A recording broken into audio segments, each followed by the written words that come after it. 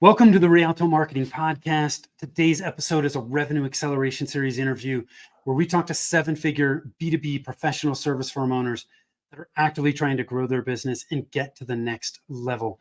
We talk about the good, the bad, and the ugly so that you can learn from their experience.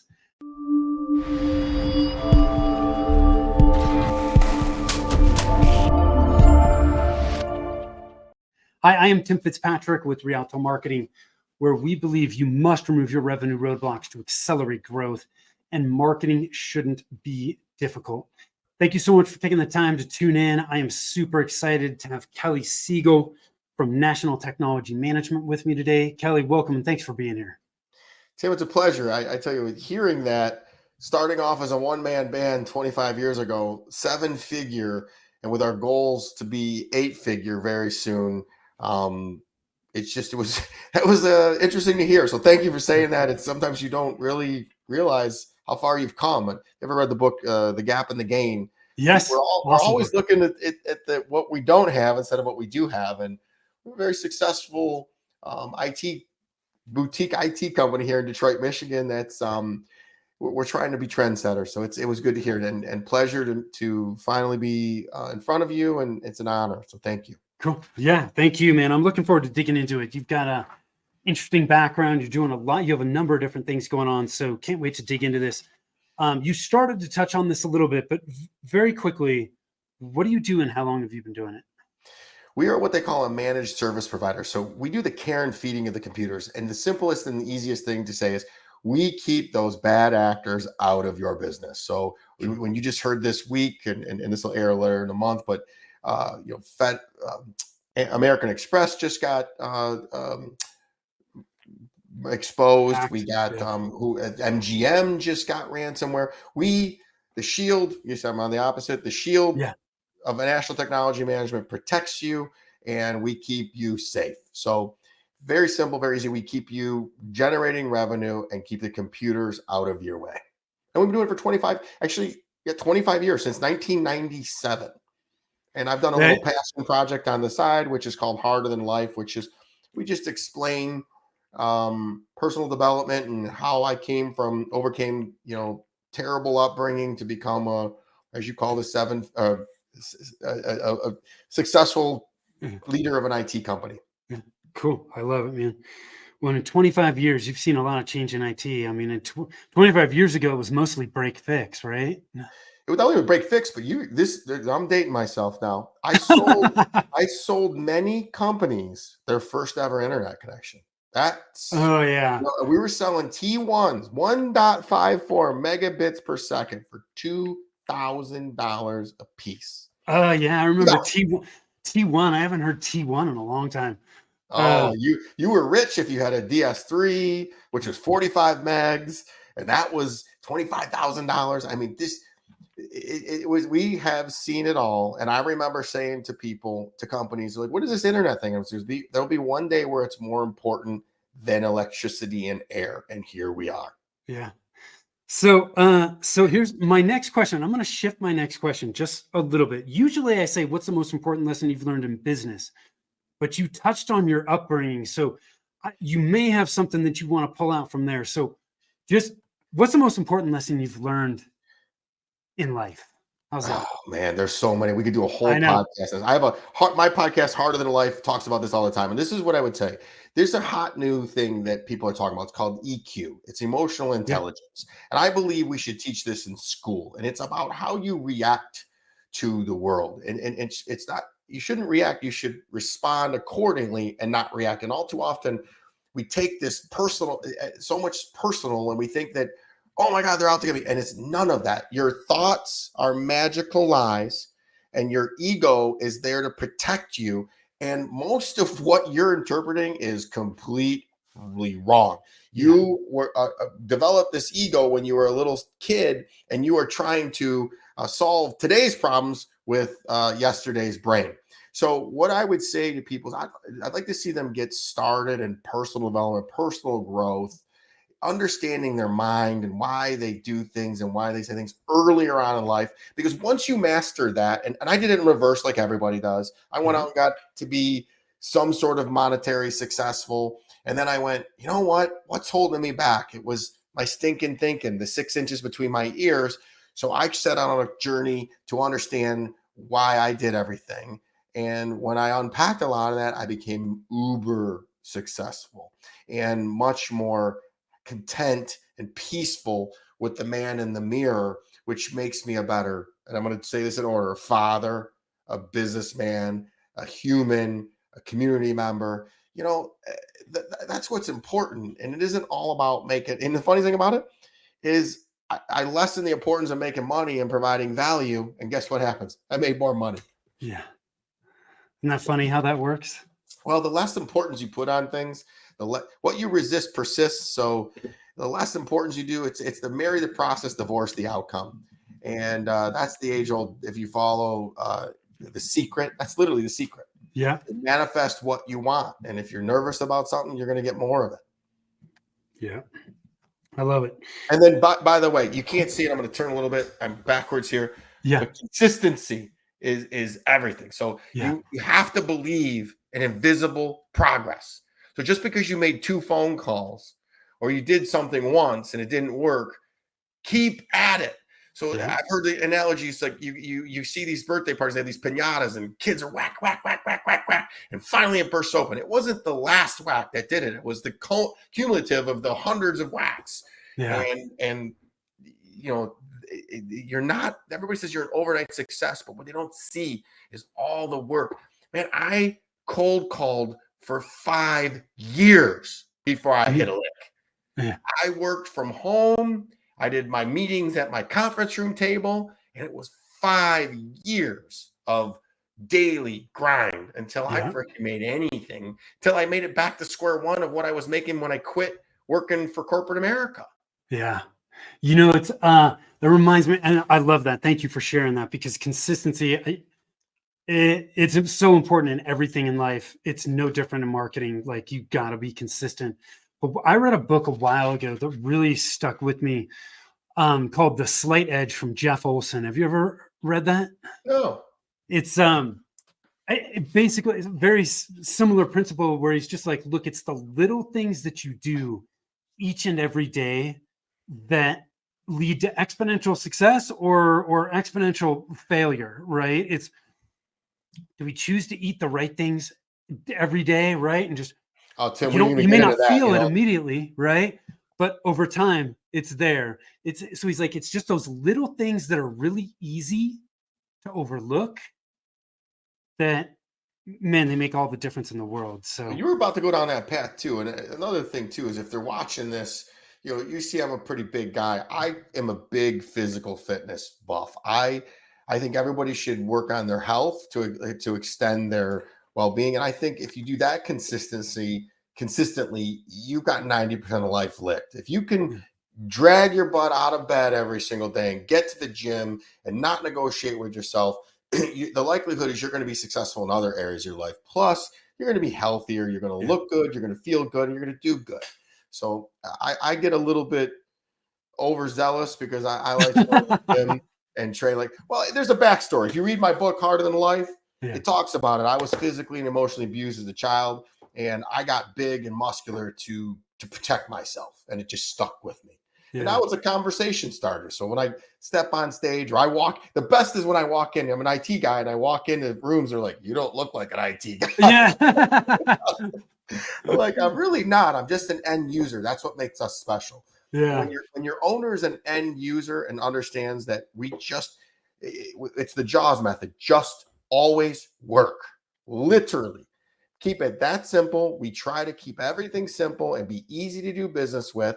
And they don't want to know the text. Do you want to know why you got compromised? You just want it fixed. Yeah. And I don't have to say, so most of my competition are technical guys that also do the work.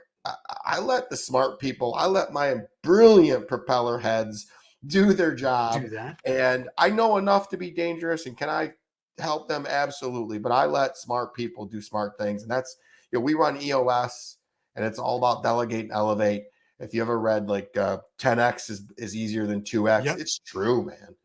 Do the things that you're good at and keep getting better at them, and delegate the things that you're not. Yeah. Is there any kind of mantra or something motivational you say to yourself or share with your team when you run up against those roadblocks? Yeah, we say this all the time. Impossible only describes a degree of difficulty. And I also say, why say no when yes feels so much better? Yeah. And then I got one that's a little more crass, but it just I, whenever, because we always feel self doubt. I just look at everybody and says, you guys are bad MFers, man, and Yeah. we're here to help. And just always remember, you matter. You're here for a reason. Let's shock the world. I And they love get it. a lot of it at NTM, man. It's like, Yeah. oh, and the funniest thing is, I'm a hugger, so I walk around and give everybody hugs. If I were in front of you right now, I'd be hugging. I make it weird, man. I I make it love weird. life, and I love, and I love everybody, even when they don't love themselves. I just believe if you go up in my bathroom every morning, I shower, I got a plaque on the wall that says "Love everybody and tell the truth," and it's just an easy way to live. And when you hit everything with love, it makes it a lot simpler. Yeah. So you touched on Harder Than Life, your personal brand. So you got your IT business, you got Harder Than Life. What are you doing with the Harder Than Life brand, and does it drive business to your IT firm? It has started to. It's like anything else. We launched the personal brand January 31st of this year. And so what it's done is I've been in this IT business for so long. Everybody knew that I do something in technology, but now they understand like, holy smokes, it's hard to get on LinkedIn or on Instagram or on any of the social medias now and not see my face. So what happens is like attracts like. People like positivity and they attract to me. So I do get calls for IT. It has really just started to take off. It was not the reason for doing this. Yeah. This is the Heart of the Life brand is for charity. It is literally the majority of the proceeds go to charity. It's our goal to donate $150,000 per year in hopes to get to $1 million per year, which is very, very aggressive, but we're going to get there. So this isn't because I have an ego. This isn't a moneymaker. NTM does very well. It provides a comfortable living for me. I realize I have this gift of oration. I have this gift of this mind, and people like me. So I want to share it and make the world a better place and lift everybody up. And the other thing too is I have this amazing knack to not be concerned with what people say and think about me, because when you are out in front, Yeah. they say misery loves company, but misery hates being alone. So, and they try to reach out and grab you. That does not affect me at all. It's none of my business what people think about me. And truthfully, I spend a lot of my time talking to the people that are miserable, because they're better customers. They're better Yeah. Harder Than Life customers, because they know that they're not happy. So let me make more people happy, and we do that. We convert one a day, and it's really simple. The mantra is very simple, and it's what you should do in business. It's eliminating toxic behaviors and decisions. And I begin and end it with alcohol and drugs, and then we work our way out from that. Uh, are you going down a scroll hole every day for social media? Some people are addicted to porn. Some people are addicted to reading. If it keeps you from doing what you need to make the world a better place or your goals, it's probably out of whack in moderation. I believe everything in moderation, including moderation. Yeah. uh, yeah. I want to pull a couple things out that you shared. One is because I think a lot of people overlook, like, if you have a desire to build a personal brand, which you did, um, man, that's a great thing. Because if you enjoy doing it, I think there are just so many benefits you're going to experience as you continue to grow your personal brand, and as it continues to grow, you're going to naturally get business at NTM from that. So, and I know you didn't set out to do it that way, but I think it's going to be a natural byproduct. Um, the other thing that you said, that you touched on, was not caring about what other people think. And I'm going to tie this back to marketing, because there are a lot of people that don't do certain marketing things because they are afraid of what people think. And I've talked about this many times before. Like, we all have a little bit of those insecurities, but it's like, gosh, the faster we can get to this place where we just we don't care. And that's not to say that we're callous. It just means that we're not afraid to put ourselves out there, because if we do, we're letting somebody else hold all the power. Right. And we need to, that's not right. So put it out there. There's always going to be haters. And I'm going to tell you right now, Kelly, I looked at some of your Instagram stuff before we jumped on. And, I was reading through, because a lot of the stuff you have on Instagram is about health and wellness stuff and you're harder than life. And, I started reading through some of the responses, and, it's usually, it's not anywhere in the middle, right? It's on one end or the other of the extreme, right? People love you or they hate you. And God, like some of the comments, and this happens with everybody, like there's just haters, right? And I'm like, God, this person must be so unhappy to have to take the time to write this and post it. Well, you don't let anybody have, what do they say? You don't let anybody have dirty footsteps in your head. At the end of the day, my mission, our mission, because NTM, my NTM family helps me with all this. Our mission is bigger than our ego, and it's bigger than anything. So and I'll tell you what else too. My daughter's watching. My daughter's 14 years old, and her and all her friends watch. And I am modeling and inspiring exactly the behavior that I want for my daughter. So when she sees people ripping me to shreds, and she pointed it out, she said, Dad, your responses are so kind. I respond to most of them. If I can get to them, I do. And I kill them with kindness, because they're wanting me to reach it to because that's what they're used to is negative reactions, is some sort of reaction that makes them feel like they matter. Well, I don't do that. I will not wrestle with a pig, because they'll get dirty, or we'll get dirty, and they'll love it. Yeah. I will inspire them with lots of positivity, the aforementioned love, and some of them like it. Most of them like it. They expect like me to defend myself and get into a fight. Listen, if I have to defend myself, then they could be right about something. That's usually the first red flag. And that's what I would say to them is, if you're unhappy because I have a six pack at 47, there's probably something in you that wishes you had a six pack. Let's just call it what it is. Because nobody doing better than somebody else is going to rip somebody. No, they're not. I just met a pro bodybuilder that I can't say his name yet because he's going to air on the Hard and Life contest. He reached out to me and said, mad respect. This guy's 280 pounds, a beast. And he reached out to me and said, dude, mad respect. That's what winners do. Winners lift up other winners. So I have lots of compassion for them, and I have converted several of them. They said, man, you actually are nice. I expected you to be mean. Or here's the best one. I'm sorry for saying that I was having a bad day. And then I respond with, is there something you'd like to talk about? And I do that to the best of my ability. And as the followers increase, it's going to be harder and harder and harder. But I'm going to continue to do it. And we're creating a forum right now, a portal, a health and wellness, harder than life portal, where people can go and get the help that they need, whether it be physical, mental, emotional, whether it be just a pep talk, whether it be our podcast. Everything harder than life will be in there. It'll launch probably December 1st with a nominal membership fee, so we can, meet our aforementioned $1 million goal for charity. And when we do that, it'll be all over social media. I'm not trying to buy an airplane.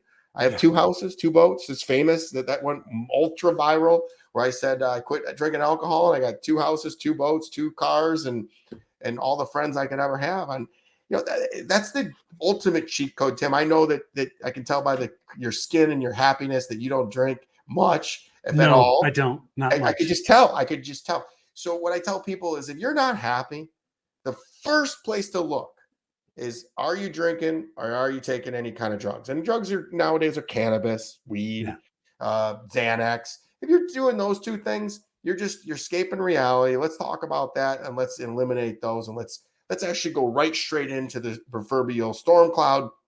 And once you get through that, you're going to look back and go, that is what I was doing all this for? You're drinking the poison and expecting somebody else to die, and it's insanity. You're spending all this time not living. That's not living.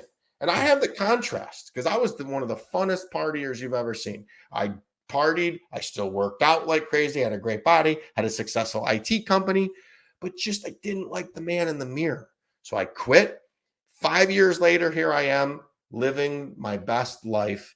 And it's always that contrast, like, oh, drinking isn't a problem. If somebody starts talking to me and defending drinking, it's a problem, I already right? know it's out of whack, man. It's out of whack. And that's my little rant. And I have a dear friend, Steven Scoggins. He just talks about, we have it backwards. Clear your mind, become really good in personal growth, personal development, get emotionally intelligent, and your business, whatever it is, whatever you're doing, will increase.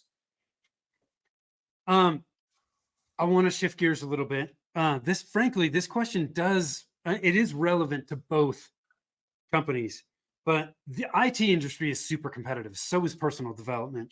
So is marketing. yeah, exactly. But so what are you doing to differentiate your business? And let's stay on the IT side for the time being, and just staying ahead of the competition. How do you approach that? You know what? The funniest thing in the world is we publicize. I share everything we do. It is very simple. We say no more than we say yes. And we pretty much will have a cookie cutter approach that includes cybersecurity. And we do, like, what was it? The Henry Ford approach. You can get any color car you want as long as it's black. Yeah. Remember that? Yes. You pretty much will have to kind of fit in our scenario.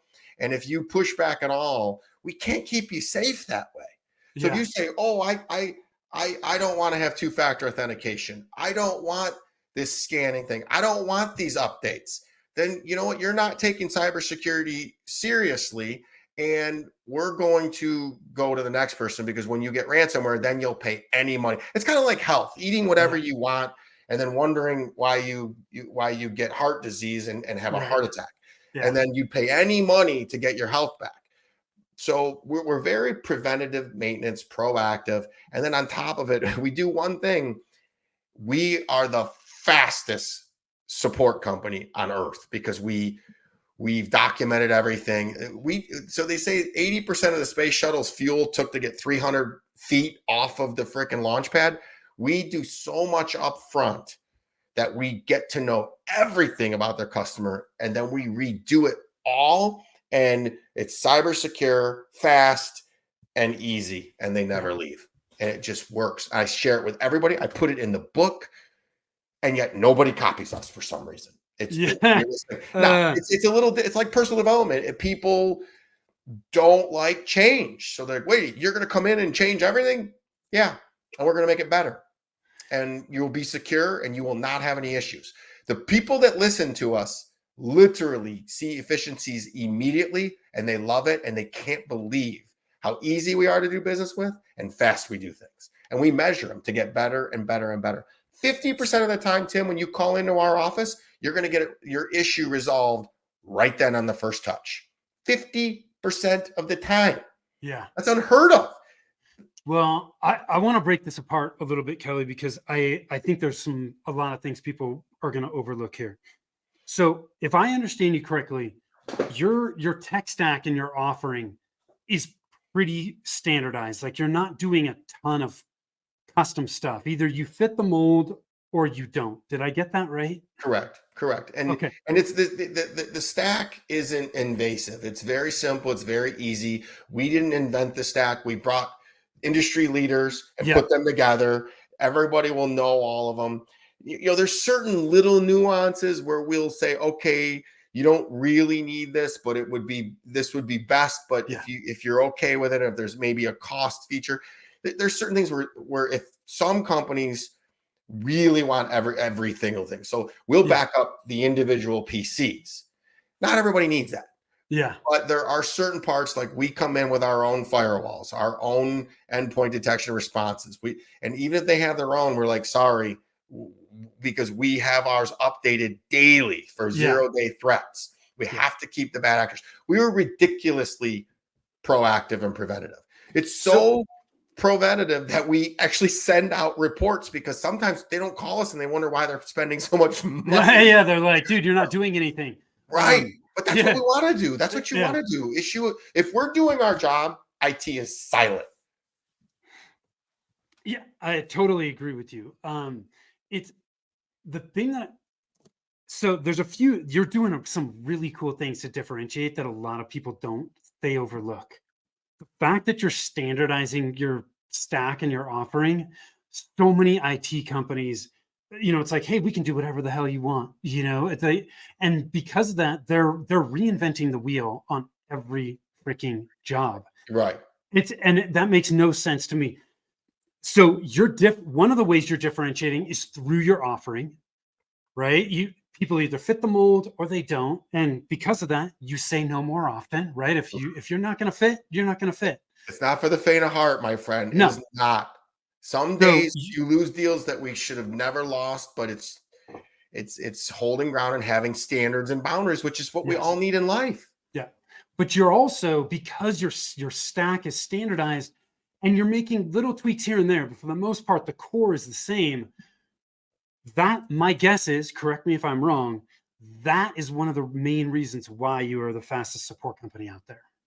Oh yeah, definitely. And then on top of it, we create core processes that everybody is followed by Yes. all. Yeah. And no matter who you get as a help desk person or an engineer, everybody follows the same process, has the same path to the quarterback. Yeah. And and we're aiming to make it faster. Yeah. So one of our core values is continuous improvement.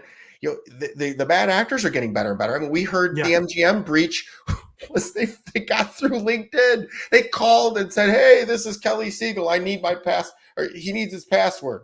And they gave it to him. Oh In our world, see, the funny thing about that is what people don't realize, you cannot protect against that. It's what you have after that. Right. So if they were using NTM, and they still would have got access, they still would have been ransomware, but we would have shut everything off and basically thrown it all away and restored from our 4 different levels of backups. And then by the time the ransomware would have typed their email, we would have had them back up and running. You're done. Yeah. And it's because it's the different we have like what they call checkpoints. So if they get this far, this is where we restore for. If they get this far, we restore here and here. If all hell breaks loose, we send them to a different data center and have them up, and we just restore everything. Yeah. But they're back up in 15 minutes. So they obviously, MGM has some major holes in their backup disaster recovery. Yeah. Yeah. So I just want to reiterate this again. One of the ways you're differentiating is through your offer and the service that you provide. Tons of people overlook that. The other thing you talked about was you're the fastest support company out there. One of the ways you can differentiate is like how can you save people time or money? That's one of the ways you can differentiate, and you are taking advantage of that. So thank you for sharing that. This is I want to add one more thing. Please do. We also have automated the install process and the quoting process. So when I come to you, and we're working on this, and I'm going to let the cat out of the bag. We're working on online ordering of IT, which is unheard of in the business. There's a few people doing it, but we're so confident in our systems that if you just tell us how many computers you have, how many users, we're pretty confident we can hit it about 90% of the time where we can provide the IT for you with you just clicking a button. So we are the back end systems to do that ordering.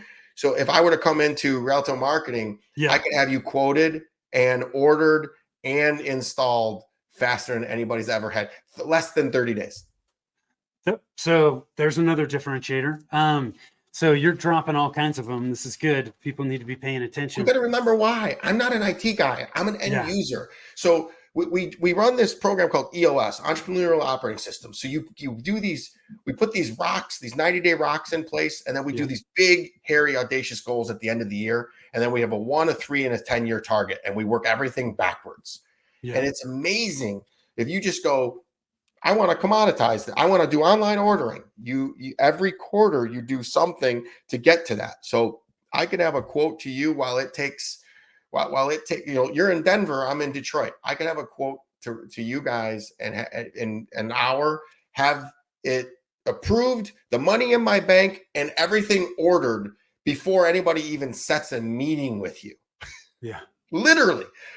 We've automated all that behind the scenes because you know what we're trying to do? We're trying to eliminate human error. And anytime anything is not automated, there's a chance for if it's manual, that somebody's going to make a mistake. Yeah. So we've taken all that out. So I love this because you're with this automated online ordering, you're looking at it. One, you're finding an opportunity, but you're creating something that most people in the space think is not possible, but the end user would actually love it. And there are gaps like that in every single industry. We just need to be open-minded enough and open-eyed enough to see it. I just start giggling. You just thought, you know what? I'm just a disruptor. I Yeah. disrupt. Most people. And you're talking about marketing. My social media team, specifically the head of the social media team, comes in. He's like, "Are you okay?" I'm like, yeah, why? And he goes, "You took it pretty bad on that last set of reels." And I was like, "I know." And he's like, "It's amazing how you just let it shake off of you." But we're disrupting. We're trying to make. They say you're crazy until you actually do it, and here I'm doing it. So that's you can already tell the difference about your marketing company and everybody else. Is you ask the tough questions, and then you would if we were to work together, you would say, "This is the differentiator. Let's go and market this." How many times we've been through marketing companies where we tell them that, and then it's the same old freaking marketing, same old stuff that they throw out on social media, the same stuff they put on email, the same stuff that they do. And it's like, dude, we are different. Yeah. Hammer that. Oh, you got to do search engine optimization. You got to do keywords, and you got to do all this and pay-per-click. No, you don't have to do all that. We just have to freaking highlight our differentiators. Yeah. So thank you for noticing that. It just goes back to strategy, right? You have to, the way I think of it is strategy is fuel. And then the marketing tactics, channels, they're all vehicles. So if you pick all these vehicles, but you have no fuel, like you can push a vehicle down the road, but it's not going to work long term. So it's, the strategy behind it is super, super important. But it's also so easy for us as business owners to overlook some of these things, right? Like I have a client right now who we're doing a deep dive right now to unlock their opportunities. And they've had a referral program for a long time, and they've had an initial offer where they give stuff away for a certain period of time. It's 2 or 3 months, something like that. Neither one of those things is actively promoted anywhere. Sounds like us. Well, look, we all make mistakes like this, but it takes somebody like us to come in, and we're not the only people that do this. Plenty of people that do it. It's just you can't see the forest through the trees when you're sitting in your business, but somebody else comes in from the outside and they're like, "Dude, this is really good stuff. Why aren't you actively promoting this?" I just put a post up about this, and what you're really saying is the difference between winning and losing is execution. Absolutely, that's really what this is about. It's executing, and sometimes I'm a big proponent of outsourcing. That's why I just agreed to come on your podcast. Listen, we've outsourced our marketing for years. We are a big part of outsourcing. We bring in third-party consultants for everything. If you're not doing it, you're missing the boat because, hey, I'm not a marketing genius. I am not. I'm an end user. I'm a business guy and a personal development coach. That's it. I don't know. I'm not an expert at everything else. So if you're not hiring an outsourced specialist in IT and marketing, and maybe if you don't have an internal freaking finance department, but HR, we outsource our HR. Everything. We are an IT company. That's what we do well. We keep your computer safe and keep you running and keep you doing your revenue generating business. The rest, I don't want to be a part of it. So we outsource it. And I'm talking everything we have outsourced. Do you, I know one of the things that you shared with me, since we're on the outsourcing topic, I know that, and you are not the only person that has been in this boat, but you outsource some stuff to marketing companies and some of it did not work out like you wanted it to. What have you learned from those experiences and taken away from that? What's funny? I learned that we offer a guarantee at NTM. And people go, how the heck do you do that? So I would like to see a marketing company put their money where their mouth is.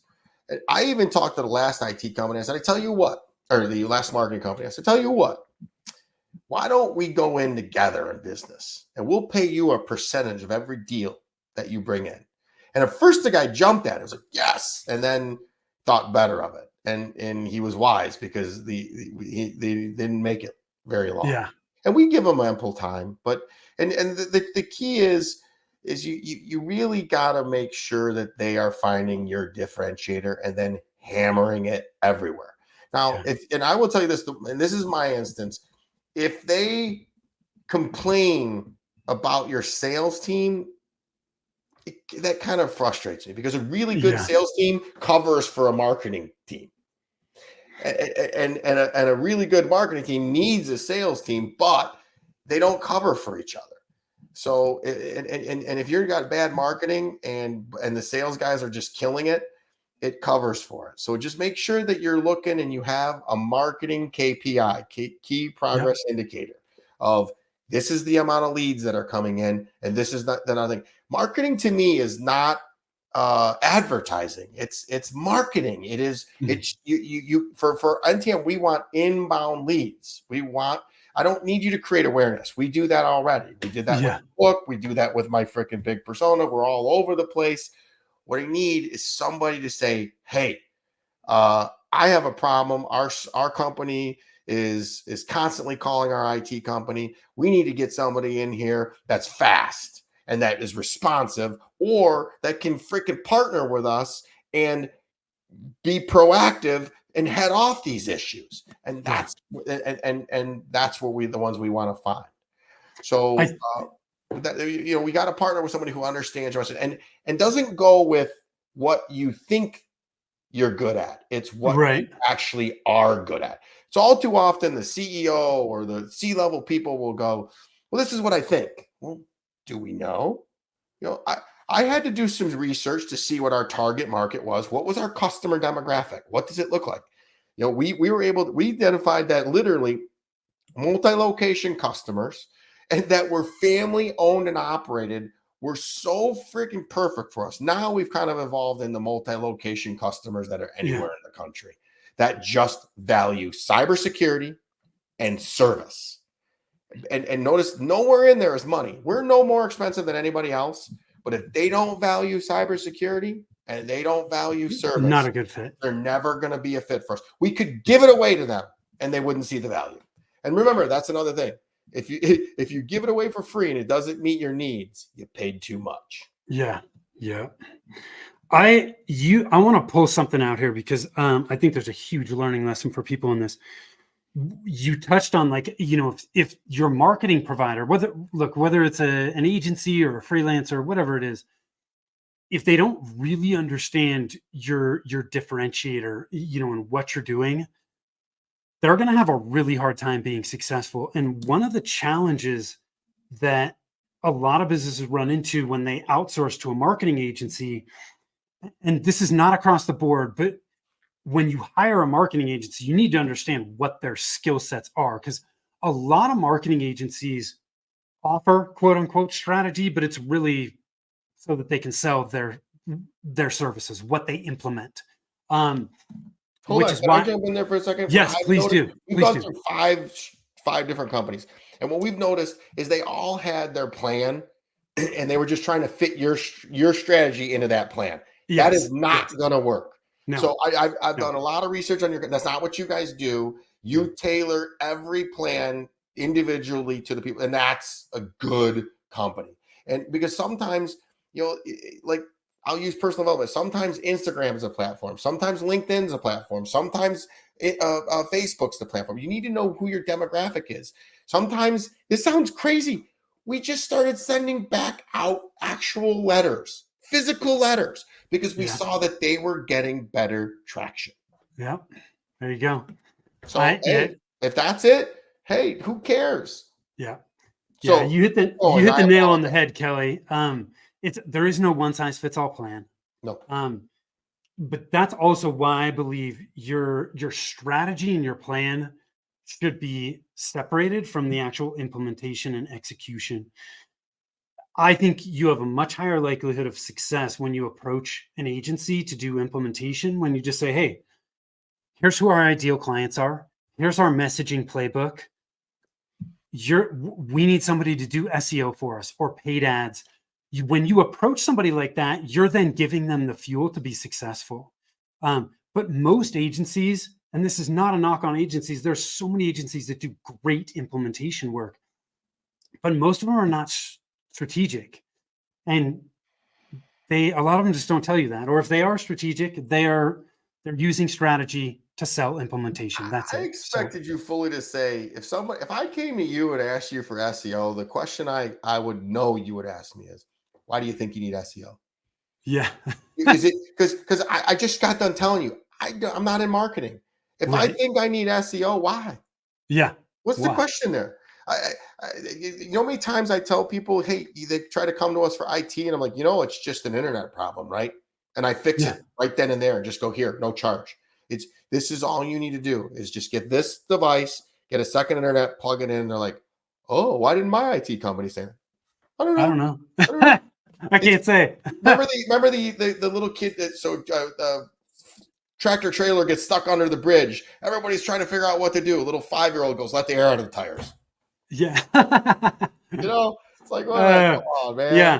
Too The close answers to are the fish. right in front of our face. This is awesome, man. I have really enjoyed chatting with you. What's next, man? What are your plans for the future? What's next? We have big, hairy, audacious goals at NTM. Our next goal is to be 30% increase next year, and we're going to do it through hard work and grit. We've got it. I've actually grown as a person and pulled myself out of the sales. I am the inspirational leader and the face of the company now, where I was doing all the sales. I've hired a sales team, as uncomfortable as that is for me, to release control. If you take nothing out of this, release control, surrender, and really manifest what you want, but take daily steps to get to what you want, and you will be successful. And don't give up.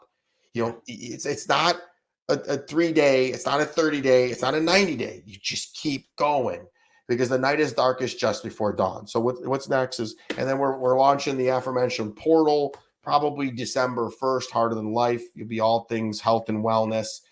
Just signed some deals with some major people. I'm excited to let people know. And then next year we revamped the Harder Than Life podcast, because there were so many people wanted to be on it. We overbooked, and we were just all over the board. And I can't believe that people still want to come on it, because it seems like how you do anything is how you do everything. Right. It seems like we don't have our crap together, because some days I do release on Tuesdays, and then I do Tuesdays and Thursdays. We got it all ironed out for 2024. We're booked through April, and we're going to do it right. And we're going to provide value. We're going to just make the world a better place. When you work with NTM, you're probably going to get a freaking motivational speech from me, and I'm going to find out all about you as a person. And I like that. It's relationships, man. And I want to know, how I can help you personally, because we're going to do a lot of work in our life, but we got to get some living in there. Yeah. So knowing what you know now, anything you would do differently?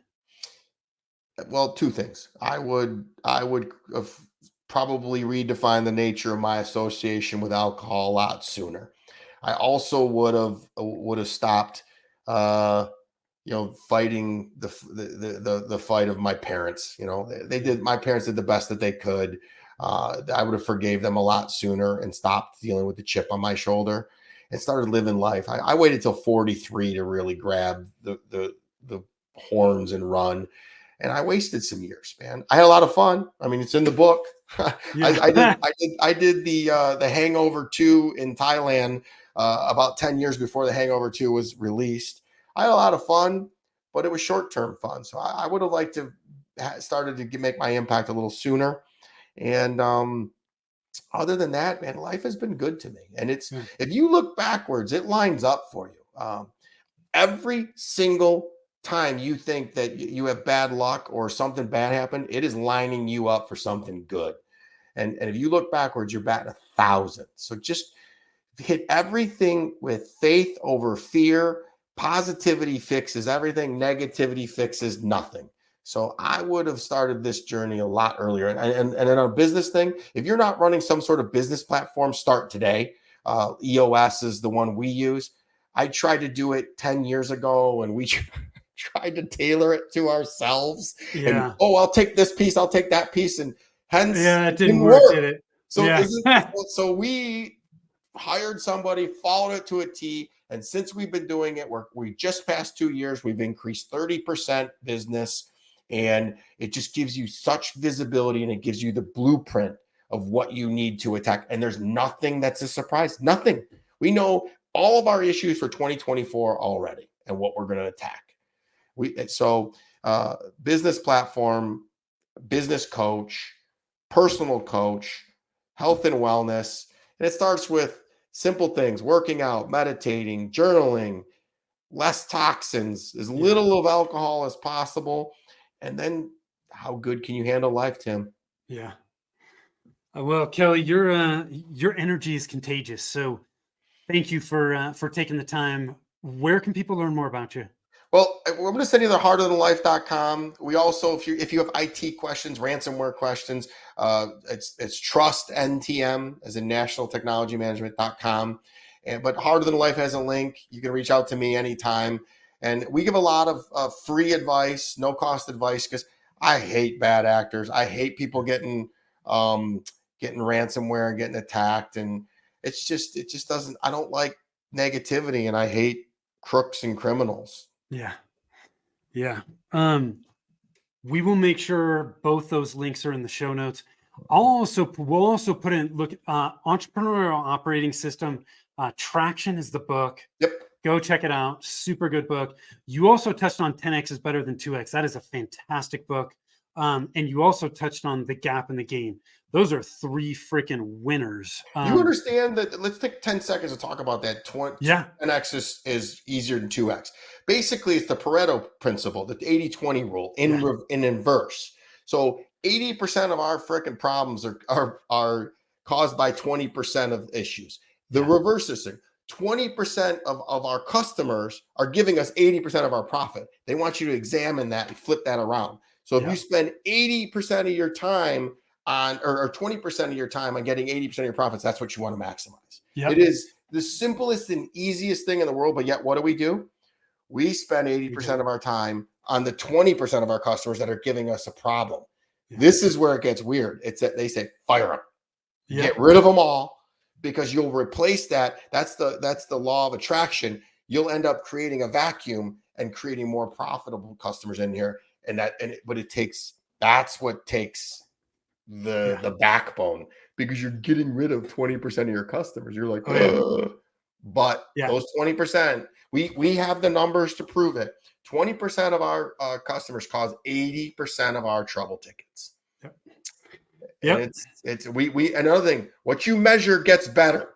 So that's really what this is all about. So guys, this has been fantastic. If there's anything, I'm on every social media. I answer my DMs. It's kelly.siegel, kelly.siegel.71 on all socials. I'm on LinkedIn. If you message me and say you saw me on this, I will 100% respond to you. And if anything I can do, we offer free scans. We don't offer them, but I'll offer them if you do this. Network assessments. They just tell you where your vulnerabilities are. And hey, if you reach out, we'll send you a book. Really, Harder than life. We talk a lot about EOS in this book because it really did change my life. It allowed me to launch this personal brand because it freed me up as a CEO, as an owner, as a founder, to chase my dreams. I was absolutely married to my business, working like a dog. I was everywhere doing everything. And now I'm here. It's 4:00 in the afternoon here in Michigan, and I'm on a podcast with you. I love it. Well, Kelly, thank you so much for taking the time. I really appreciate it. Those of you that are watching, listening, I appreciate you as well. You can always connect with us over at rialtomarketing.com. If you want to know which of the 9 revenue roadblocks are slowing down your growth, you can figure that out at revenueroadblockscorecard.com. So until next time, take care, Kelly. Thank you so much, man. I appreciate it. My pleasure. Thank you.